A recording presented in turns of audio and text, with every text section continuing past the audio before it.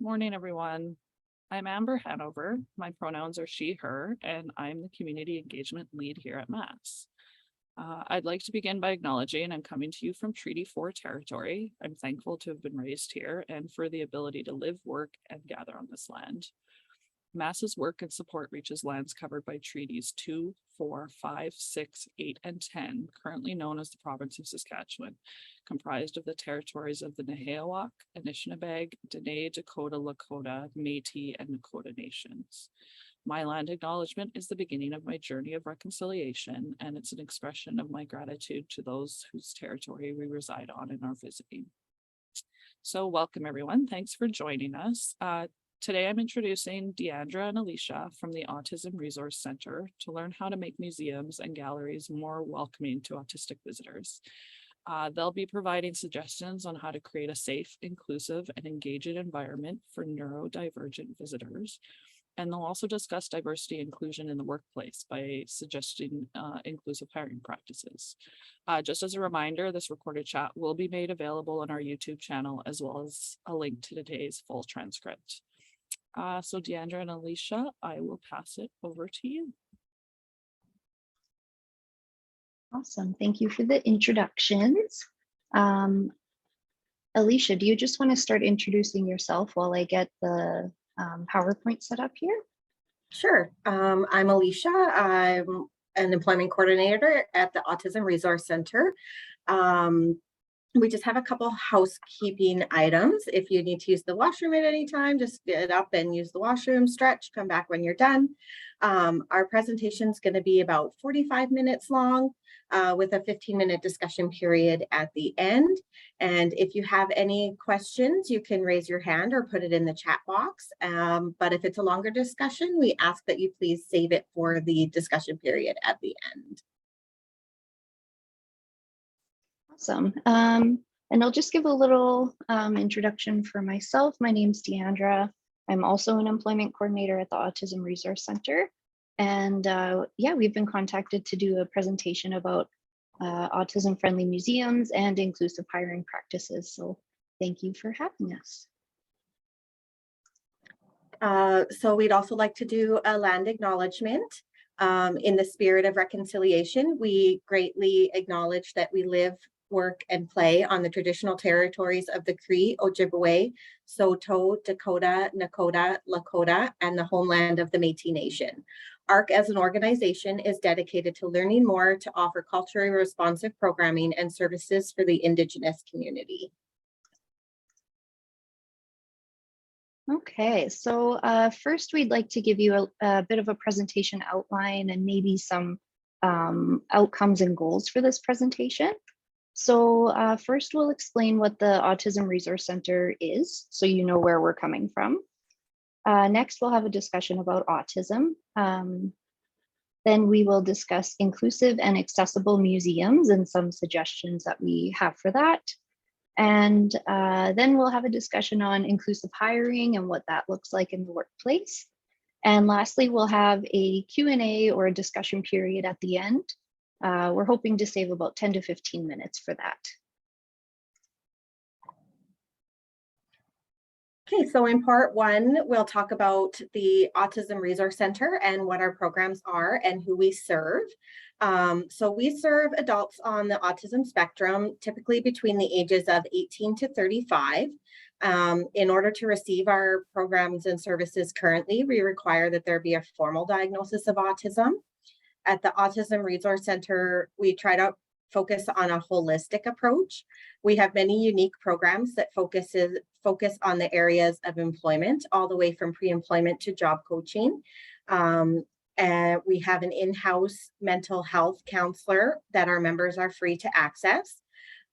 We also have many recreational programs, including our Chill and Connect program, which allows our members to come and meet other members and staff and come and play games, have a snack, connect one-on-one once a week in our building. And then we have social drop-in program, which is usually a program that's more out in the community, which is sort of the same purpose of Chill and Connect, but it's usually a bit more planned and structured. So members and staff will go out for supper or go bowling, play pool, swimming, paint nights, trampoline nights, just to name a few. Other programs include Active with ARC or ARC in the Park, where staff and members focus on physical activity like walking or working out or playing badminton. We also have a garden group, which teaches our members about growing their own food and tending a garden, and it's located at our residential house. All of our programs focus on areas such as mental health, physical health, social skills, life skills, and recreation. All of the programs focus on, we also have specific life skills programs such as our cooking program, independent living program, and a program called Peers, which teaches social communication, and a Healthy Futures program, which focuses on sexual health. Yeah, and we just like to explain this when we're giving presentations so that the organization kind of knows where we're coming from, maybe what some of our values and philosophies are. And we use this term so much that we forget other people might not know what it is. When we say members, that means like our like clients, like the autistic people that we're working with. So if we say members, that's what we mean. Yeah. So our supported employment program, Deandra and I are employment coordinators, which means our main focus is helping members find and maintain meaningful employment. We help in the areas of employment skills, resumes and cover letter development, job searching, teaching employment skills, and on-the-job coaching. We strive to help find and maintain not just a job, but meaningful long-term employment. We offer supports, tools, education, and awareness to employers as well. And this can be anything from finding resources to giving needs workshops to educate employers and staff. Okay, so we're into part 2 now. We're going to talk about what is autism. So the sort of like scientific, very wordy definition is a neurodevelopmental disorder that affects areas such as executive functioning, social skills, emotional regulation, and sensory responses. So I guess the simpler way to understand autism is, so hopefully you guys can see my cursor here. So a lot of people think of autism as like a linear spectrum. So the person is either less autistic or more autistic. That's actually not the case. So the autism spectrum looks more like this one. So it's like a circular spectrum. And each of these little colored areas coordinate to a different area of their life. So things like social differences, sensory sensitivities, emotional regulation, executive functioning, and so on. And people can either be quite strong in some of these areas, or they might need some more support. So we just like to mention that, so those terms that we hear quite often, like high functioning or low functioning, is actually quite harmful and offensive to autistic people.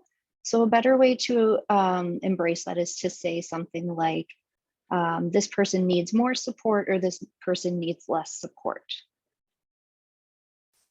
Okay. Great, so we'll talk about a little bit about the numbers of autism. And as Deandra pointed out in the last slide, autism is a spectrum disorder that affects every individual differently. The numbers from 10 years ago were that 1 in 150 people were affected, and the criteria for getting a diagnosis was based off young white males. A couple years ago, that number was 1 in 66 people that were being diagnosed. And today that number is 1 in 50 people that are being diagnosed. People can be diagnosed as young as 2 years old and all the way into adulthood. The diagnosis criteria is quite complicated and expensive and comes with many barriers. And many people today are self-diagnosing themselves. Mm-hmm. And sorry, this is my fault, Alicia. I just noticed that I didn't update the slide here. So before we send this presentation out to you guys, we will update this. Because as we were doing research for this presentation, we actually found the new number of 1 in 50 people being diagnosed currently. And there's an interesting discussion to have on that, like the reasons why.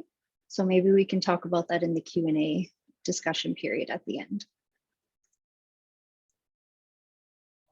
So people often focus on the deficits of autism, such as the communication difficulties, the repetitive behavior, the mood reactions, when in fact we should be focusing more on the positive attributes for which there are very many.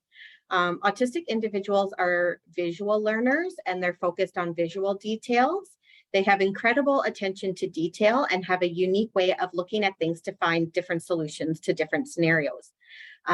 They have integrity, in-depth knowledge of certain subjects that interest them. They have excellent recall and memory, keen observation skills that help with analytical thinking. They have a very deep focus and critical thinking skills. Many have amazing resilience and determination. And finally, they have the utmost kindness and acceptance of others and their differences. Awesome. So we thought it was important to discuss neurodiversity just a little bit so that you can kind of have some context of where autism falls in the neurodiversity world. So neurodiversity it's sort of like a social paradigm and a way of thinking that basically just wants people to accept that all brains are different and there are virtually different like neurocognitive variabilities in our population, and that's a good thing. Diversity is a good thing.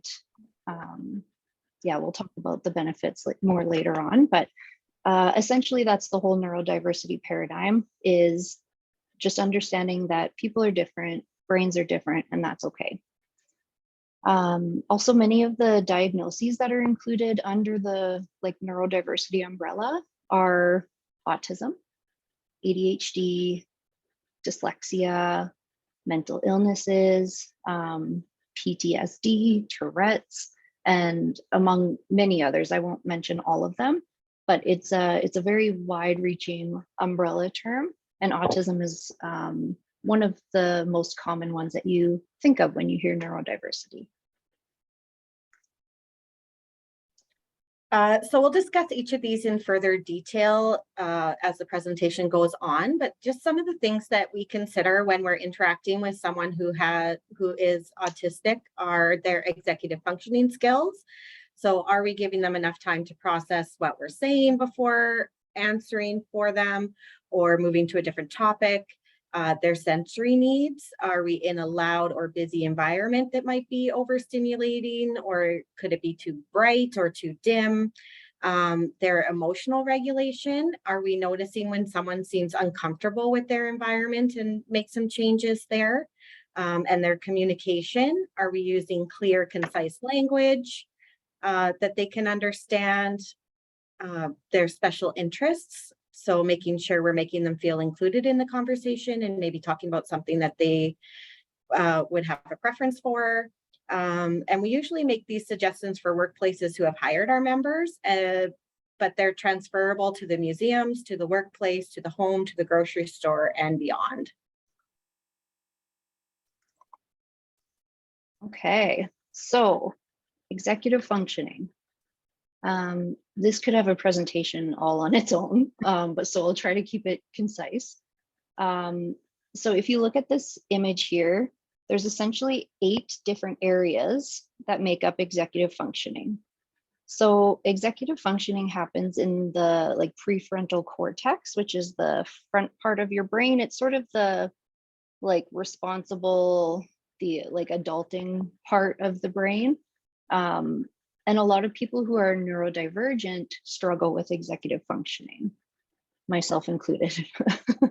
So some of these areas that can be impacted are things like impulse control, emotional control, flexible thinking, working memory, and a big one is planning and prioritizing. So sometimes these can look like unfavorable behaviors that might be happening. So it's just nice to understand the reason why they're happening. For example, someone with autism might struggle with managing their emotions if there's a major change that they weren't expecting because they struggle with number 2 and number 3 here. Excuse me. Also, if they're in the workplace, they might struggle to stay organized, like keep a nice clean workspace, for example, or they might struggle with planning and prioritizing tasks. If there's like a whole bunch of tasks that are thrown at them all at once, they might just need some help in sort of figuring out which ones to do first. I'll leave it there because I could keep going for hours, but we have a lot to get through. Okay, so speaking more about the sensory needs of someone who has autism, everyone is familiar with the 5 main senses, but there's actually more that we need to be aware of. Autism sensory needs affect the following areas. So they'll affect your vestibular, which is your balance, your proprioception, which is movement where your body is in space. Interoception, which is your internal sensing. So when you feel hunger or pain, or when you need to use the washroom. If they're feeling overwhelmed, they may have a meltdown or shut down. So they might have hyposensitive needs, which means they need more stimulation and sensory input, or hypersensitive, which means they might be feeling overstimulated. Mm-hmm. And just a little spoiler alert, we did a field trip to one of the museums, and the sensory needs were very, very important to consider. So just remember these when we're talking about our field trip in the next slides here. Okay, like I mentioned, emotional regulation can be affected in autistic individuals. So it may come out looking like they are responding inappropriately to situations.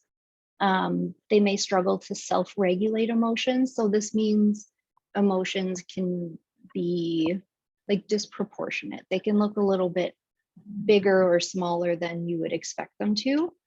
And that can go with like positive emotions or negative ones. So for example, if an autistic person is like really excited and happy, you might see the like stereotypical hand flapping, or like, you know, jumping or excitement. So, but also on the negative side as well, if they're really struggling, you might see some of the like the stereotypical rocking or like fidgeting, or I don't know, playing with your hair. I do that too, just to help themselves calm down. So something that's helpful if you come across someone who's struggling to regulate their emotions is to just provide some time and space for them.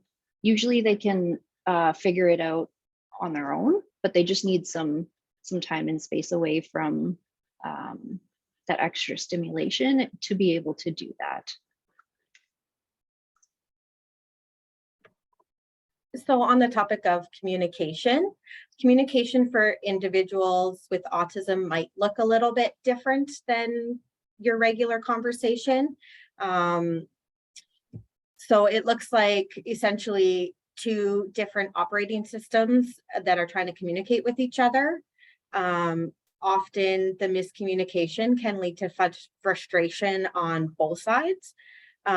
This makes social situations more awkward and stressful, and it's important to keep your language clear and concise. So we want to avoid idioms and sarcasm because many neurodivergent people are more literal thinkers, so it might be lost on them. Mm-hmm. I do like to just give an example here. I was with a group of our members once, and I said something like, "There's more than one way to skin a cat," and you should have seen the look of horror on their faces when they thought I was going to skin a cat. So just be aware of those like really weird sayings that we have that we all use if you're dealing with autistic people. Awesome. So next up is the topic of special interests. So something that's extremely common, I'd say like, I don't know, I won't put a number on it, but I think everyone with autism experiences special interests. It's basically like a really intense, really specific area of interest. So actually for many of our people we work with, it includes things that are in the museums, which is great. So it's things like space, bugs, history, transportation, things like that. So museums are actually a great place for them to kind of feed that special interest that they have.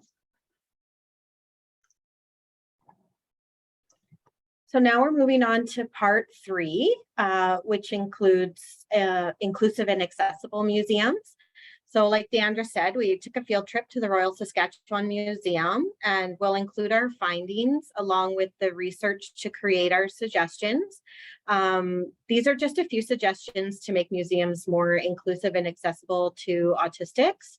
And they're transferable to different environments like work, home, school, and of course the museum. Awesome. So yes, I went to the Royal Sask Museum. That's, you know, the biggest museum I think we have in Regina here. That's why I chose that. And I just wanted to go in there from a perspective of a neurodivergent individual and just see if I could find any suggestions to make specifically as sort of like a case study. And hopefully that will be helpful to all of you. So I guess I should explain, I was diagnosed with ADHD about a year and a half ago. And that falls under the neurodivergent umbrella with autism. So I feel like from a sensory perspective and like emotional regulation, executive dysfunction, I feel like I could be a pretty good judge of how this could affect an autistic individual. So overall, it was very fun. It was very enjoyable to go there. Lots of interesting things to explore. If you've ever been to the Royal Sask Museum, you'd see there's like lots of brand new exhibits, which is always exciting. However, the biggest barrier for me was the sensory overwhelm. So mostly it was the crowds of people that were there. Loud guests. I know the museum can't control that, but there were very loud guests that were overwhelming. Anytime a kid stuck their arm into an exhibit, that awful alarm would go off, and like it's kind of jarring. There were multiple exhibit sounds overlapping, and the overlapping is the tricky part because you kind of like, when you struggle with that sensory stuff, you kind of like focus on everything at once and it just becomes too much. So I'll be honest, I actually had to like put my AirPods in on noise canceling, just sit down and like calm down for a little bit because it was too much for me. And I never thought that that would happen in a museum. Some of the positives, I guess, were that the temperature was nice and cool. It was nice and comfortable. You didn't have to worry about getting like hot and overwhelmed. The dim lights throughout were really helpful, and the sort of like darker atmosphere throughout the whole museum. However, at the very end, when you come out of the exhibits, the afternoon sun is like blazing through those glass windows in the lobby of the museum. And it actually like hurt. Like it hurt to experience that transition from the dim to the bright. So just something to consider as well. And I had a ton of other suggestions, but we're going to work them into these other slides as well. So we have a few suggestions that could help autistic or neurodivergent visitors pre-visit, so before they even come, so that they can help prepare before they even come to the museum, so they can feel more comfortable coming. Sorry, I lost my slide.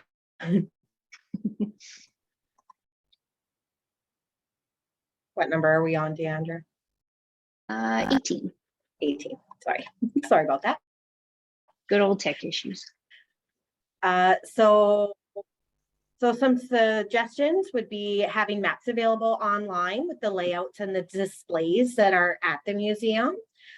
Noting if there's a quieter area where they can go if they're feeling overwhelmed or dysregulated. Noting the times of day where the museum is usually quieter and we have less visitors. Noting the bus routes that come to the museum so that they know it could be more accessible to them. And having information about specific attractions that might be noisy or otherwise may have sensory considerations, like lots of colors, textures, different kinds of lighting that might be overwhelming, just to name a couple of those. And along with the aforementioned pre-preparation suggestions, having resources on hand that can help not only those on the spectrum, but anyone who visits the museum. So a little preparation can go a long way. Having a social guide available so that they can see different attractions and events going on at the museum, having a sensory map outlining problematic areas or crowded areas, and videos showing the different exhibits at the museum, even if they're just short little clips, it can be helpful to the neurodivergent visitors. Mm-hmm. And as we were doing research for this, we actually found some really cool examples of each of those things. So we want to share those. This is a social guide from the Museum of Modern Art. It's just like a little screenshot of one of the many pages in there, and we'll share the links to all of these at the end. So social guides are really helpful for autistic visitors. They actually use them in schools, in the workplace. It really just helps the autistic person sort of like experience it beforehand and prepare themselves so that they can feel great when they go. So this is just an example of what one of them says. We are going to the Museum of Modern Art. This museum is also known as, is it MoMA? I don't know how to pronounce it. Inside, we will find many different types of art like paintings and sculptures. There are photographs and videos too. There are even design objects like a helicopter. So I'm not going to continue reading because you can see it there, but this guide includes things like pictures of the lobby, pictures of the like ticketing office, and an explanation of how you pay for a ticket. There's a picture of staff members there to sort of help the autistic individual identify who they go to if they need help. They might have a picture of like their quiet space. They might have some pictures of some of the more potentially overwhelming areas as well, so that they know like, okay, I can prepare for this when I get to that area. So social guides we found can be very, very helpful. It was one of the top suggestions for making museums more autism friendly. Okay, the second tool that we found is called a sensory map. So essentially you would just take the layout of your like typical museum, and you would follow a key somewhat similar to this. So there would be alerts for noisy spaces, which are noted in red here. So all of these are noisy spaces in the museum. The green little speaker thing indicates that it's quieter spaces.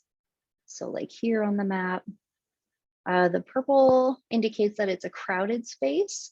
So like these, yeah, the entrances, that makes sense.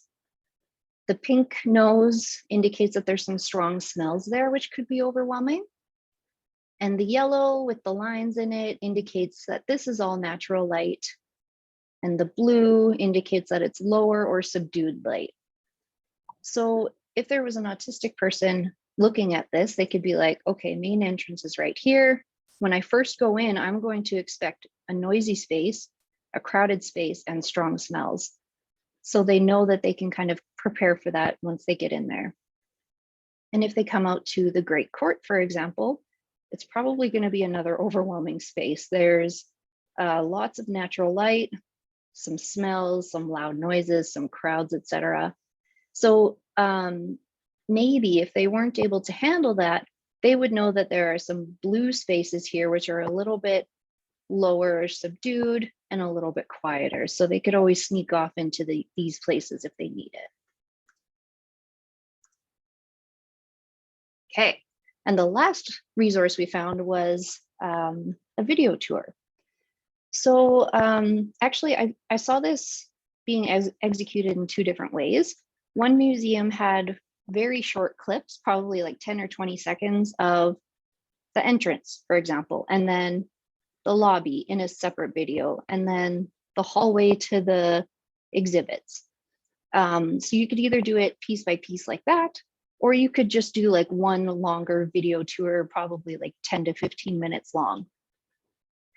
And as the walkthrough is done on the video, you could reference that sensory map as well, so that it could be like, okay, this is what, I'll go back for a sec. When you're walking through, you could be like, this is the Great Court, so that they can like put a visual to the Great Court and what they're expecting. They can be warned of some of that sensory information. So things like temperature changes, loud noises, bright lights, etc. Some potential trigger warnings could be helpful as well, not just for autistic people, but everyone. If there's sort of like sensitive matter that will be exhibited, so things like death or war, or even some like anatomy stuff can be creepy to people. And then also warnings of frightening exhibits could be very helpful, like the large dinosaur in the Royal Sask Museum, or Mega Munch if you were a child in the Royal Sask Museum. Can be pretty scary, so it's nice just to have a bit of a heads up so that it's not such a surprise. So yeah, those were the three most common resources we found that seem to really have a great impact on autistic visitors and their experiences in the museums. Yeah, so we have some tips for making resources for the museum to have on hand for not only autistic visitors, but everyone can benefit from them. So creating visuals for everything, like calendars, instructions, rules posted around the museum, making it simple, but making them simple but engaging, and including only the relevant information. Having specific signage that direct people through the museum, like Deandra had said when we talked about the museum visit, that she didn't know which direction she needed to go in to fully enjoy the museum. So having directions in place. So when creating visuals, we recommend the best practices using contrasting colors so it's easier to read. Yeah, so just having resources on hand pre-visit is very helpful to our autistic visitors. Awesome. Yeah, sorry, my PowerPoint just crashed on me, so I'm just getting it open again to start resharing. Sorry about that, folks. There. I think everyone can see it again now. Yeah. So continuing on with the communication and creating visuals. So we have, when using verbal communication, the best practice is to be direct, clear, and concise, and be literal.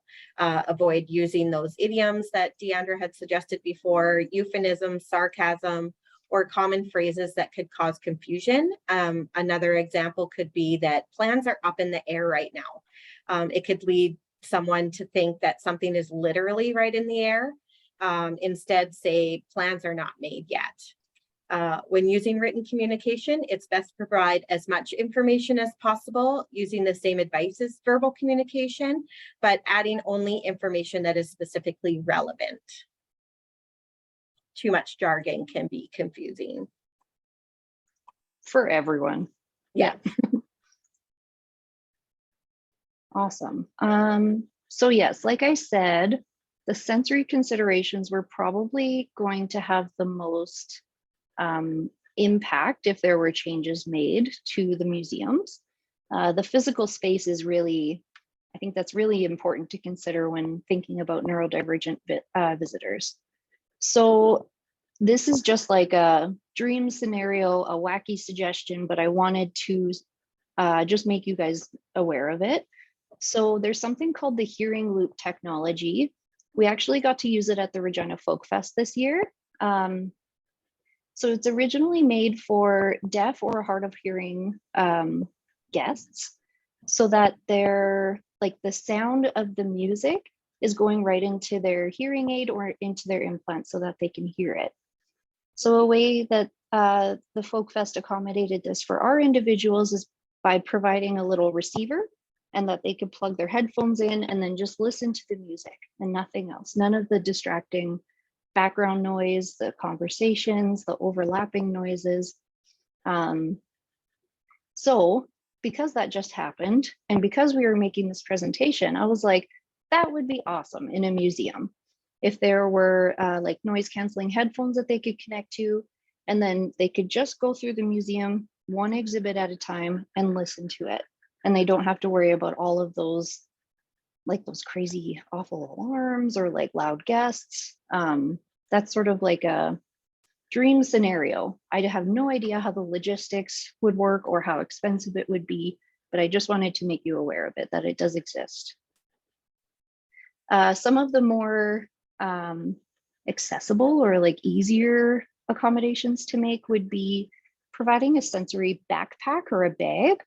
So this could include like noise canceling headphones, for example, earplugs, fidgets. I actually have a little box full of fidgets always at my desk here. So things like this, and or sunglasses, stuff like that, just to help keep them calm. Alicia also came up with a good idea to have like sensory friendly hours or bookable time slots. I know you guys have probably heard of that term, sensory friendly, like grocery shopping hours or sensory friendly movies. And it really does just make the experience a bit more enjoyable for an autistic person. Something that's also becoming more and more popular is offering like a quiet room in the museums, or we've seen it like at a work conference that we went to. I've seen it in like, what's it called? Like music venues. So yeah, I think that that would be a nice addition if it's available. And my last recommendation is changing that awful alarm sound. It was so jarring and so like dysregulating to me. So I assume that a lot of other autistic people would really struggle with that. So we have a few suggestions for when the museum's hosting social events and what you can do to help your autistic visitors. Often social events have large crowds of people that are extremely overwhelming. Lots of anxiety beforehand. So providing as many details as possible because of all the unknowns. The best practice is to include as many relevant details as possible before the event, going back to those pre-planning suggestions, where the event is being held, how many people are expected to attend, if there's going to be a quiet space available, if there's going to be loud music played, if there's food being served and what food is being served. And during the event, it's important to have a quiet space away from the event for emotional regulation and sensory needs, and encouraging people to bring someone with them who may be able to help them with any overload, or encourage them to bring things that may be helpful, such as headphones, sunglasses, fidgets, anything that might help them regulate emotionally during the event. Awesome. Another suggestion we have is to provide staff training for the actual museum staff that are there working. So the training could look kind of similar to the beginning of this presentation. It would talk more about like what is autism, what sensory considerations are. So like what stimming looks like. I don't think we've described it in this one yet. Stimming is sort of the way that people make themselves feel better. So those are the hand flapping, the rocking, the fidgeting with hair, those kinds of things are called stimming. Or having fidgets available. I think just like an awareness of sensory needs can really make a huge difference. Educating staff on communication would be very helpful, because if they're communicating with an individual with autism and they keep using sarcasm or they keep using those strange idioms that we use, it might not really end well. It might be a bit of a stressful interaction. And also, I'd say this is mostly for like younger autistic people, like children or youth, knowing what meltdowns look like and try to prevent them from happening, but also what do you do to handle a meltdown if it happens in a museum? So those are our suggestions on staff training and some of the important topics that would be beneficial for staff. So there's this great saying that's quite popular in the disability community where we say, nothing about us without us. So essentially that just means like consult the autistic community, ask them what would make their experiences better. Because really, like, I know we work at the Autism Resource Center and I have ADHD, I'm still not an autistic person. So it might be, the feedback you might get from them could be different. And just like a positive way to include them would be to feature exhibits on their special interests. So yeah, things like bugs, dinosaurs, technology. Maybe there's some really interesting special interests that you've never considered having as an exhibit and would be really popular for a lot of people. So yeah. So a little bit about why we make all these suggestions. They help reduce anxiety. They provide a little bit of comfort. They avoid any miscommunications that might happen when using those idioms they might not understand. It helps them feel truly included in their space and contributes to the universal design of museums, which means that not only autistic visitors can benefit, everybody benefits. Yeah, and we'll talk about universal design just very briefly here for a minute. So essentially, it is the design of an environment so it can be accessed, understood, and used to the greatest extent possible by all people. So generally, if you think about it in terms of like the autistic community, if you have clearer instructions, better communication, like strong, clear visuals, really good resources, that's going to benefit everyone who goes to the museum. So this is something that's called a curb cut effect. I'll just give you a quick example so it hopefully resonates better. So the curb cut effect is, it was observed when, so you know on the corner of the sidewalks, there used to be just like the actual curb, and then they decided to make that cut in the corner of the curb to accommodate people in wheelchairs so that they could get around as well. So that's what a curb cut is called. And what they observed after making that accommodation for someone in a wheelchair is that, oh, it's actually benefiting like parents pushing kids in strollers or pulling kids in wagons. It's helping seniors get around with their walker. It's helping little kids who are riding their bikes on the sidewalks. So this is just a nice, clear example of universal design or the curb cut effect in action. And this is what we see time and time again in workplaces specifically, is like, if you make these changes for the neurodivergent community, it actually benefits everybody. Yeah. So now we're on part 4, which we talk a little bit about inclusive hiring. So we'll talk more about employing autism and what inclusive hiring is, since Deandra and my focus is on meaningful employment. Inclusive hiring actively recognizes diversity and embraces a wide range of qualities and perspectives that candidates can bring to an organization. Here in this visual, we can see what true inclusion looks like, where everybody feels truly included.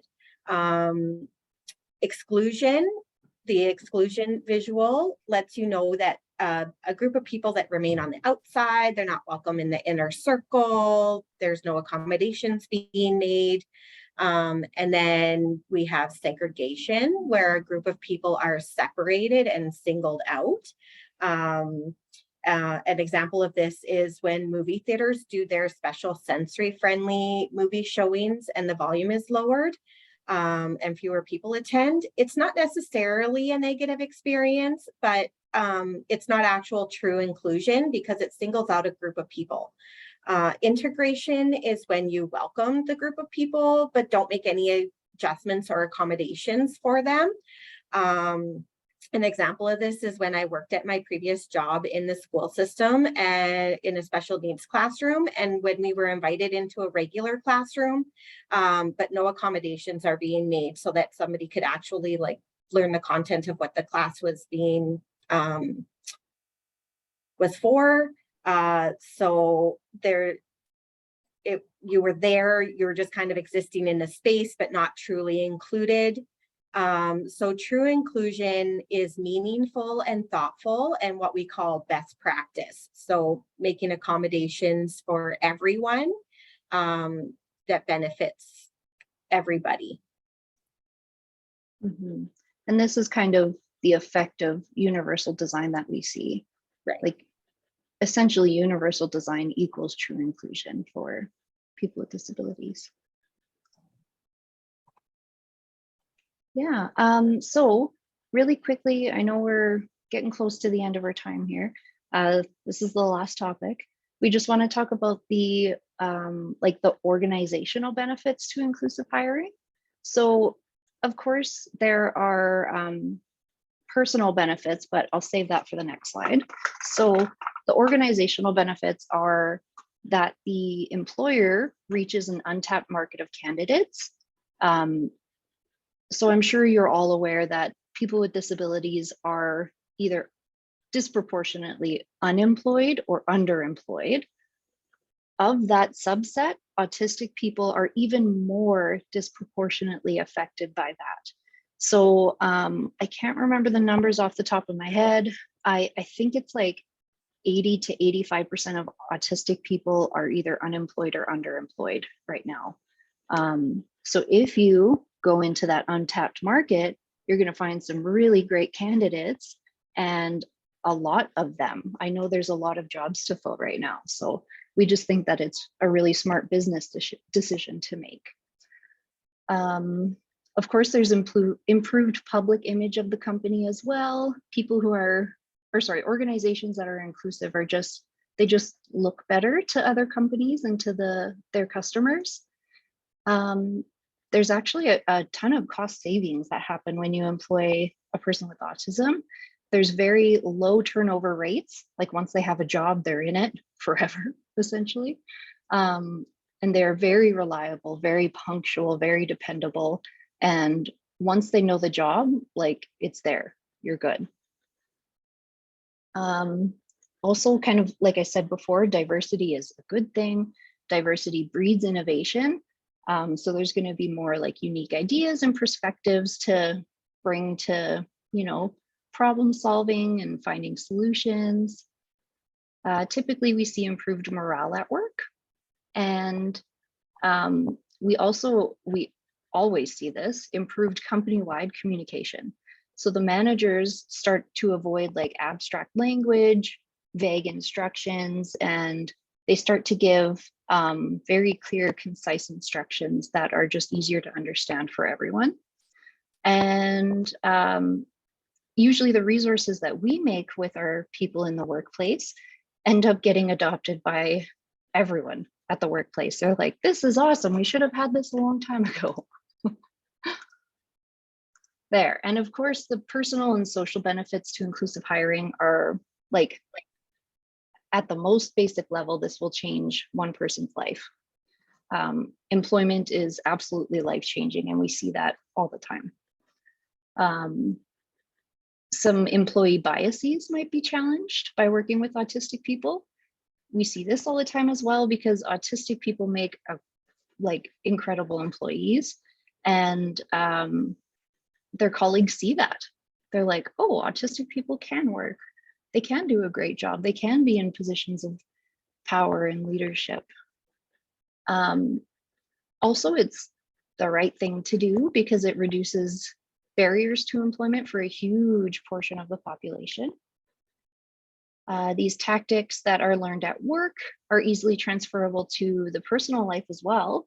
So something we see often is like, after we give a presentation, it's like, oh, my cousin's autistic, or my son has ADHD, or blah, blah, blah. It's like, oh, I can use some of these things in my personal life, which is awesome. That's what we like to hear. And really, it's the socially responsible thing to do.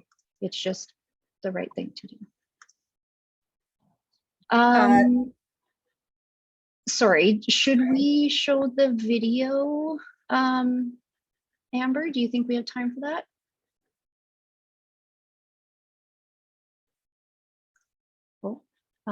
Okay, she messaged me and said yes. Okay, I just wanted to make sure that we weren't going over our time. Go ahead, Alicia. That's okay. So here we have a little bit of a clip of one of our members named Brandon.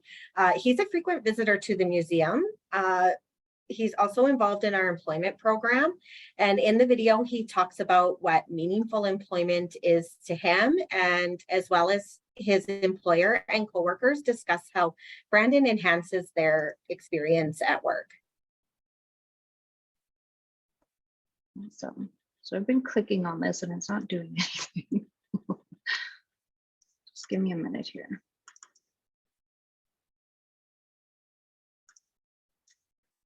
Maybe it doesn't work.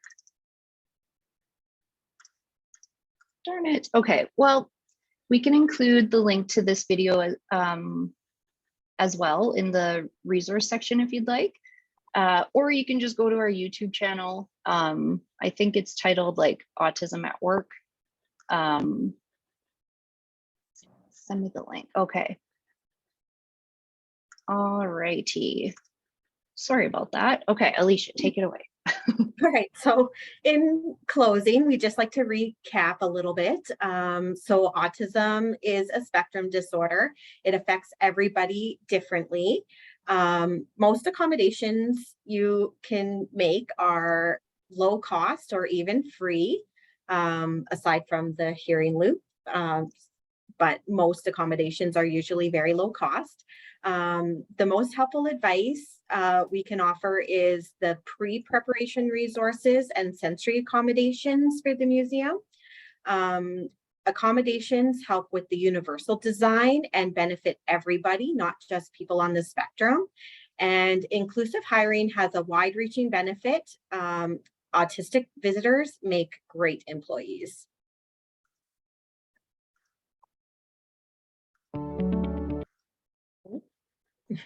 Did you hear that? Yeah. Okay, I might actually be able to just play the video here. Okay. Sorry about that, guys. Okay, if I put this here, can you see this, the video? No, we just see the slide. Oh, okay. Give me one quick second.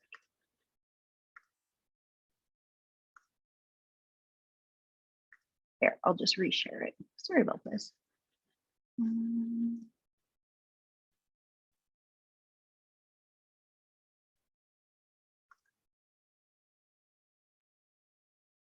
Okay, can you guys see the video now?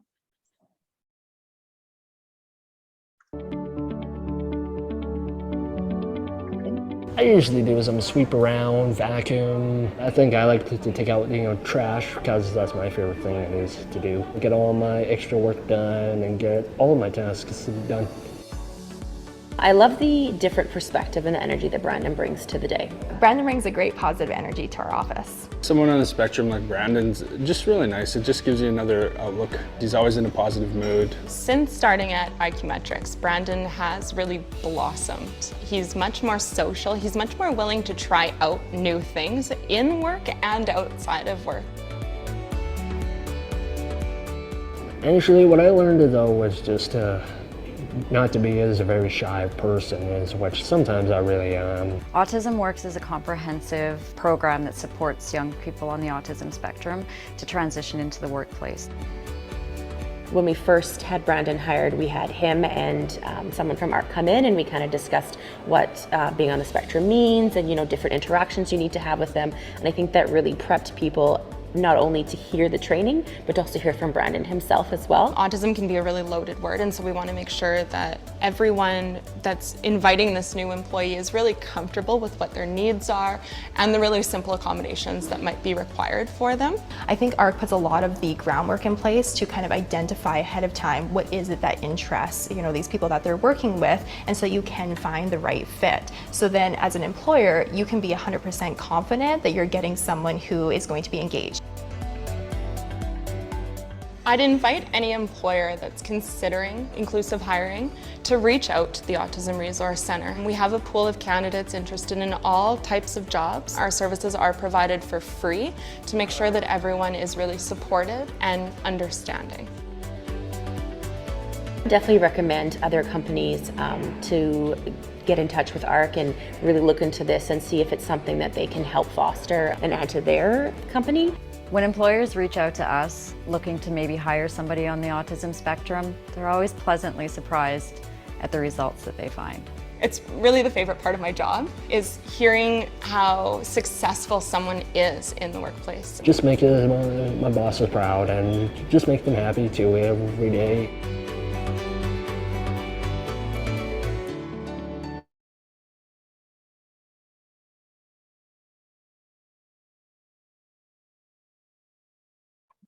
You're muted, Deandra. I was just talking about how I wish I was more tech savvy so I could switch back quickly, and I was muted. So that's irony. There we go. Are we on the right slide, Alicia? Next one. Okay, there we go. Awesome. So essentially, after our closing remarks there, we just wanted to thank your organization for making museums already quite safe and comfortable for autistic people. The best part of all of this is that you are wanting to learn more to make their experiences even better. So thank you for having us here. Yeah, I feel like you're already well on your way to making it more inclusive. So good job. And yeah, lastly, we just have our discussion period. Yeah, so we just want to open it up for any questions you might have about autism or neurodiversity, museums and autism, anything about inclusive hiring or any other related topics.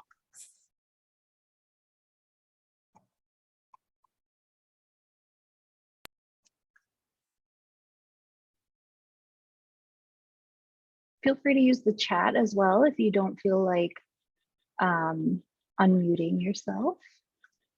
Yeah, otherwise just if you want to put your hand up or just unmute yourself.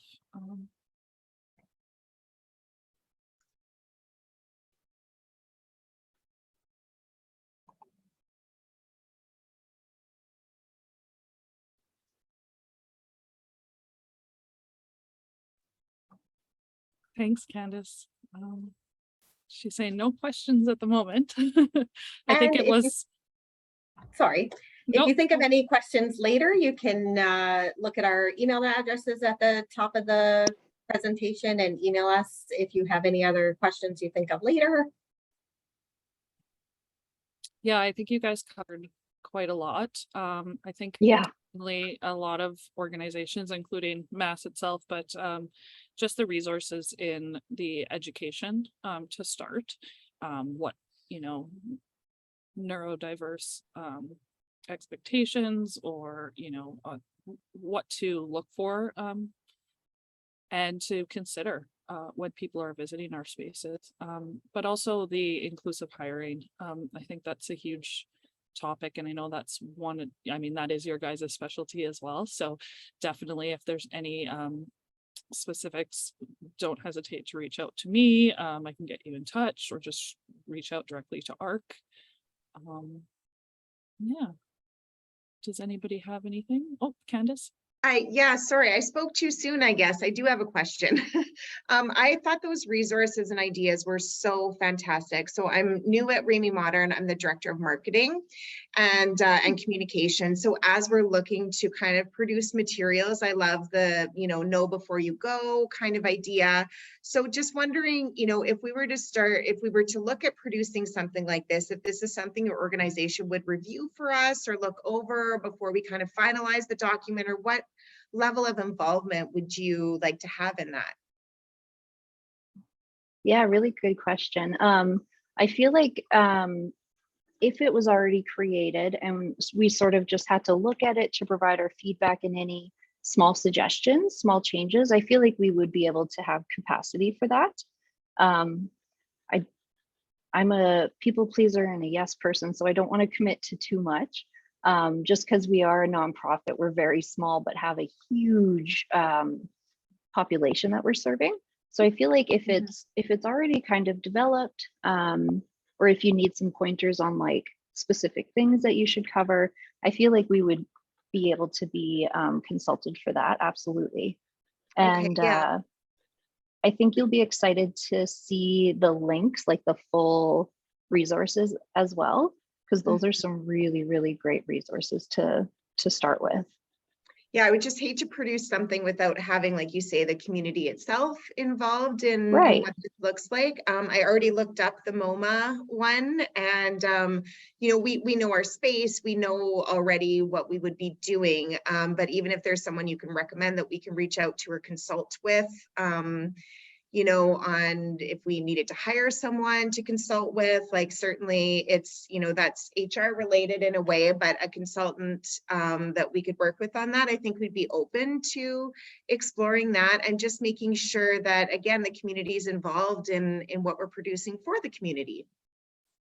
Yeah, and I think that's an important, point that even, Deandra and Alicia kind of brought up. And again, with a lot of our topics of discussion lately in community chats with diversity and inclusion is just reaching out to the community itself, even on, it doesn't have to be formal, and just to get that feedback. And for sure, they'll be sharing these links and these resources. And so we'll have that on our website under our online resources. I'll make sure that's included there, and watch for social post stuff with that too, just so these resources are available to everyone. Also, so yes, I think we would be able to help you guys out. There's also autism services in Saskatoon, because you guys are in Saskatoon, right? Yeah, it's sort of like we're not affiliated in any way, but we're obviously all doing the same thing. So Autism Services of Saskatoon might be able to help as well if you're wanting them to come in and maybe, I don't know, like look at the space or actually meet with them in person. That's something to consider as well. Yeah. Great idea. Alternatively, we could just do it virtually too. Yeah. Great. Thank you. Yeah, and no on worries. that note, like the social guide that you shared, acknowledging,